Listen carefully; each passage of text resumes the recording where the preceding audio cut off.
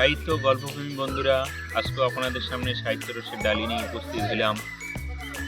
শাসনের অধিকার। তো বিপিনবাবু তার একমাত্র ছেলে যাতে ভালোভাবে মানুষ হয় তার জন্য তার বন্ধুস্থ কিছু লোকগুলোকে এলাকায় এলাকায় বলে বেড়ান যে আমার ছেলে কিছু একটা করলে নজরে দিও, কানে দিও। এই মতোই অবস্থায় তার এক বন্ধু একদিন তার ছেলেকে অপ্রীতিকর অবস্থায় দেখতে পায়। তো তার বন্ধু শ্লোক যে মানুষকে দায়িত্ব দিয়েছিলেন সে খুব দায়িত্বশীল এবং ভালো। তারপরেও যুগের হালচাল এই রকমই যে সত্যি কথা বললে অপরাধী শাস্তি হয়।